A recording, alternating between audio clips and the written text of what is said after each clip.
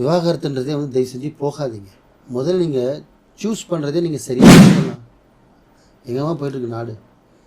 பண மக்களே ரொம்ப மோசமானது. பிள்ளைங்களுக்கு வந்து பணம் சேர்த்து வைக்கிறது பிரச்சனை, சொத்து சேர்க்கிறது பிரச்சனை, பாவத்தை சேர்த்து வைக்காதீங்க. பதில் சொல்லணும். மேலே அங்கெல்லாம் போகும்போதெல்லாம் நீங்கள் ஃபீஸ் கொடுக்கணும். நான் ஒரு தடவை ஃபீஸ் ஆனாலும் என்ன சேர்த்து வைக்க முடியும்? ஏன்னா அந்த ஃபீஸுக்காக வேலை செய்யலை. ஒரு கரெக்டான விஷயம் கல்யாணம் பண்ணுங்கள். அதுக்கு மீறி கோர்ட்டில் போயிருந்தால் இந்த மாலிக் பை தேடிவாங்க. எந்த நாட்டில் இருந்தாலும் சரி, எந்த ஊரில் இருந்தாலும் சரி, எந்த ஜில்லாவில் இருந்தாலும் சரி, என்னால் முடிஞ்சாலும் நான் சேர்த்து வைக்கிறேன்.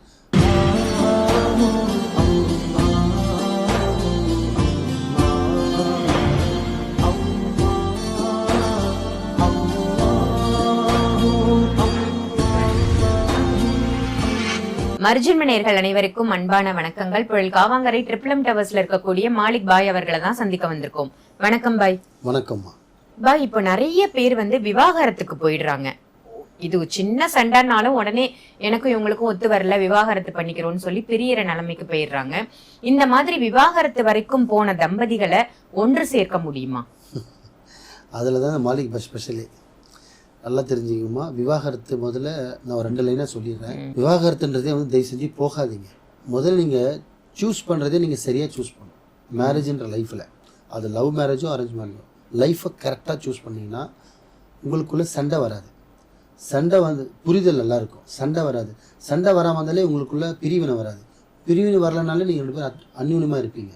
ஆனால் அதை விட்டுட்டு முறை தவறி முறை அமைப்பே இல்லாமல், ஜாதகம் செட் ஆகாமல், உங்கள் 2 பேருக்கு பொருத்தமே இல்லாமல் நீங்கள் ஒரு கல்யாணத்தை பண்ணிங்கன்னா ஸ்டார்டிங்லேருந்து நீ என்ன சொல்கிறது நான் என்ன செய்கிறதுன்னு போகும். ஈகோ கிளாஸ் ஆகும். உங்கள் 2 பேருக்குள்ள சண்டை வரும். சண்டை பிரிவினை கொண்டு வரும். பிரிவினை டைவர்ஸில் கொண்டு போகும்.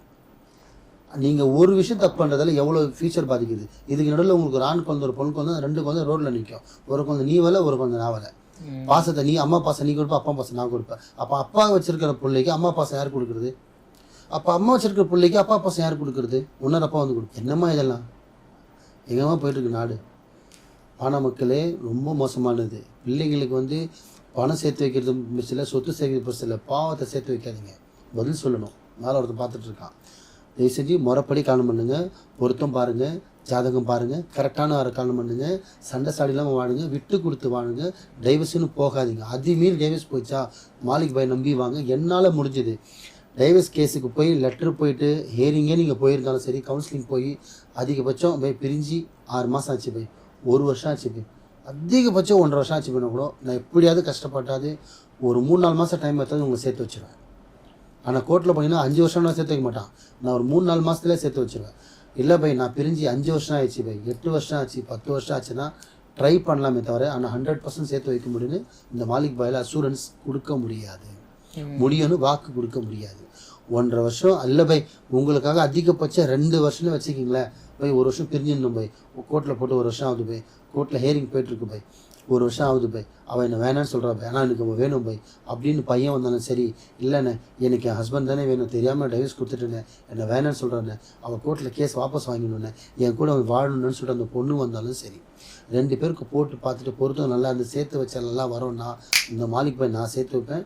2 வருஷத்துக்குள்ளே இருந்தால், அதுக்கு மேலே இருந்தால் ட்ரை பண்ண முடியுமே தவிர நடக்கும்னு 100% அஷூரன்ஸ் கொடுக்க முடியாது.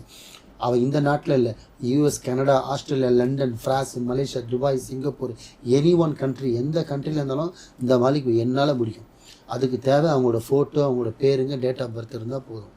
இதிலே பண்ண முடியும். பட் என்ன டைம் எடுக்கும். சில பேருக்குலாம் 10 நாளில் முடிச்சிடுவேன். சில பேருக்கு 1 மாதத்தில் ஆகும், சில பேருக்கு 6 மாதம் ஆகும், சில பேருக்குலாம் 1 வருஷம் கூட நான் கஷ்டப்பட்டுருக்கேன்.